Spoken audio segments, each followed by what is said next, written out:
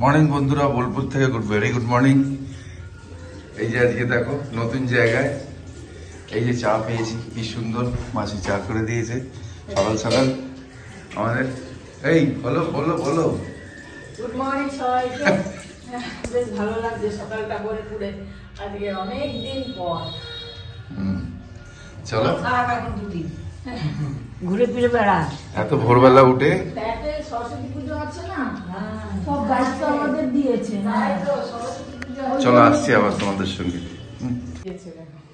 এতগুলো এই এত বিস্কুট একটা একটা? হ্যাঁ, না না সকালবেলা চা বিস্কুট। মেয়েটার ফটো দেখাস তো, তোর মেয়েটার ফটো। প্লেট গুলো একদম অন্যরকম, খুব সুন্দর।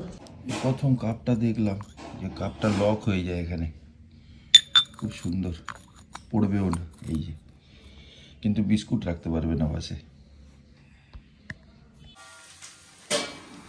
এই মাসি দিদা এখনো দেখো সকালবেলা উঠে করছে, বলছে আমাদের টিফিন খেয়ে যেতে। এবার ওখানেও তো টিফিন করেছে, আর আমার দাদুর বাড়ি আর মাসি দিদা বাড়ি পাশাপাশি, তো আমরা সব এখানে চলে এসেছি। জয়া, আমি, অভি এখানে শুতে, ভাবছি এখানেই স্নান টান করে তারপরে যাব। গিয়ে আবার ব্যাগ ট্যাগ নিয়ে এলাম। দেখো এই বয়সে 78 দেখো এখনো রেস করছে। সব থেকে আগে উঠেছে সত্যি। হ্যাঁ, তোমাদের এখানে মুড়ি সত্যি খুব ভালো। হ্যাঁ, ছোটবেলায় খেতাম না, দাদু আনতো এত সুন্দর মুড়ি, এখনো সেই স্বাদটাই পাই। মাইমা সকালবেলা মুড়ি দিল, সকাল সকাল এই যে মুড়ি আলু ভাজা খাইয়েই ছাড়বে। খা না, বীরভূমের আলু ভাজা বলছে না, খা আলু ভাজা খেতে হয়। মুড়ি আলু ভাজা খাচ্ছি, ওবিও খেলো। না না অনেকটা বাবা, না আর মিষ্টি না, খালি খাবে খাবে খাবে এই করছে সকাল থেকে। খুব ভালো হয়েছে গো আলু ভাজাটা, খুব ভালো হয়েছে। খুব ভালো লাগে, তেল কম, তেল কম, তেল বেশি খায় না তো। খাওয়া সেই একবার মণিপুরে দেখাতে গিয়েছিল, খুব শরীর খারাপ। সেই এলাম। হ্যাঁ মেসোসে আসছি মেসো, হ্যাঁ আসছি, সাবধানে থাকো, সাবধানে থেকো, এসে দেখা হবে। দারুণ কাজ, এই বয়সে এতটা ভিড় আছে। হ্যাঁ 78-এ এত কাজ, বাবা।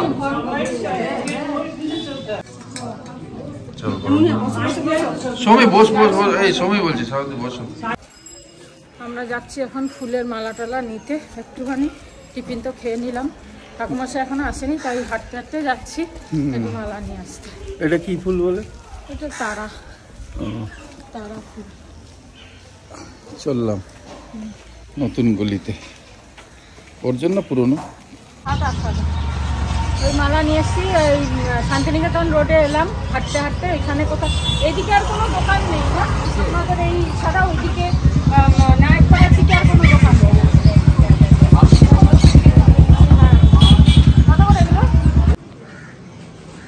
মালা নিয়ে এসছি।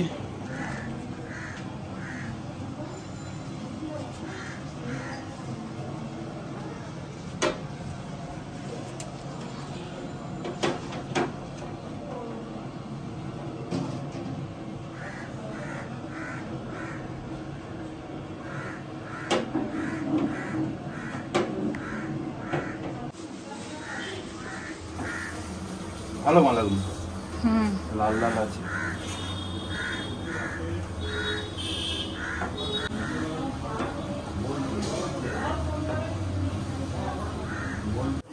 এই যে চলে এসছে সকাল সকাল আমাদের বাবু। যেতে লাগছে ওরে বাবা রে, আমি একদম এইখানে মাথা আমার, কি অবস্থা।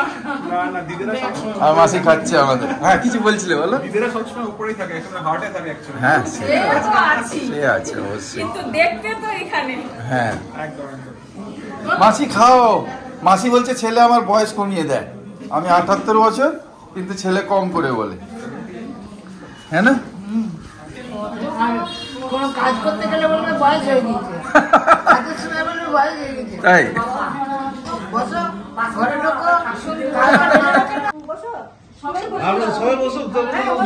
তুমি বসো না, তুমি বাড়ির ছেলে বসো। বসে তুমি না বসলে কেউ বুঝতে পারছে না, তুমি বসো। বসো ওই বসো। আর ইয়েগুলো বাচ্চাগুলো সব বসে যায় না, এখন খাওয়া বাচ্চা পরে বসবে, তুমি বড় জায়গা না, তো কাজ চলছে দাদা। আমরা এখানে খাবার পরিবেশন করছি, সবাই বসছে ওপরে। ওখানে কে বসবে? আলুর দম, আলুর দম, পনির, রসগোল্লা আর এই চাটনি আর কি আছে বেগুন ভাজা আর লুচি। ডান চলো কোন গামলা গুলো গো? হ্যাঁ এই তো সরিয়ে দিচ্ছি, এইটা এইটা। হ্যাঁ ওই ভাজাটা উপরে তুলে, ওই তুমি একটু ইয়ে পনিরটা তুলে নাও, নিয়ে বেগুন ভাজাটা উপরে তুলে দাও। সব এখানে খেতে বসছে। তোমাকে দিতে হবে না, থালাটা আমাকে দিয়ে দেবে, আমি নিয়ে নেবো। থালাটা ভাত দাও, আমাদের কেউ সুন্দর লম্বা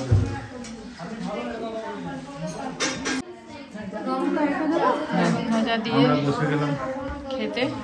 মানে আমাদের তো আবার বেরোতে হবে, তোরা তো আগে যাবি, আমরা তো আগে যাব। হ্যাঁ আমরা তার পরে পরেই যাবো। বাজে এখন 4:05। এবার যাওয়ার সময় হয়ে গেল। খুব ভালোভাবে কাটলো, সবার সাথে দেখা হলো। এইসব দিনে সবাই এক জায়গায় হলে সবার সাথে দেখা হয়। যাই হোক, সবার সাথে দেখা হলো, এ হলো। আর বাই বাই বললাম অনেক বছর পর সবার সাথে দেখা হলো। চলো এবার যাই। চলো আসি বাবু। চলো এবার আসি তাহলে, আস্তে আস্তে টুকটুক করে এগোই, তাই না? আমরা তো স্টেশন পৌঁছে গেছি, ট্রেন একটু লেট আছে। 4:13, আধা ঘন্টা মতো লেট হয়ে গেছে। দেখি এখন বাজে 4:15 মতো। চলো একটু লেট করেই এসছি আমরা, ইচ্ছা করে লেট দেখি। এখনও বসে আছি, এখন বাজে হচ্ছে 5টা বাজে। আমাদের লেট, 1 ঘন্টা প্রায় লেট। যাই হোক, তা ঢুকছে এখন ট্রেন। চলো এবার ট্রেনে বসবো আর বাড়ি পৌঁছে যাবো। বসে গেছি ট্রেনে আমরা, আর এবার তাড়াতাড়ি পৌঁছে গেলেই ভালো, যত তাড়াতাড়ি হয়। ফাঁকা ফাঁকা আছে তাই না? পৌঁছে গেলাম আমরা, মানে এখনো গাড়িতে আছি, রাস্তায় আছি। যাই হোক, ট্রেনটা তো 1 ঘন্টা ওদিকে লেট করলো, তো এদিকেও লেট। ভেবেছিলাম একদম রাইট টাইমে পৌঁছে দেবে, ম্যানেজ করেছিল, কিন্তু লাস্টে এসে সিগন্যাল পাইনি। যাই হোক, 9:13 বাজে, আমরা 9:30 মধ্যে বাড়ি ঢুকে যাব। 9:36 ঢুকলাম বাড়িতে। বাবা উফ, যাই হোক, এই ট্রেন লেট করলেই ইয়ে লাগে। হয়ে গেল, ফ্রেশ ফ্রেশ হই। এই যে আমি নিচে ঘুরে এলে ইয়ে থেকে কমিউনিটি মিটিং করেছিল। হ্যাঁ ওরা বোস মিউজিক সিস্টেম কিনবে, বোস বাবা, আমার নাম বোস, যেটা বেঁচে যাচ্ছে পয়সা। করুন না, আরে কিনুন, কেনাতে কি আছে, বাস এইসব করে এলাম।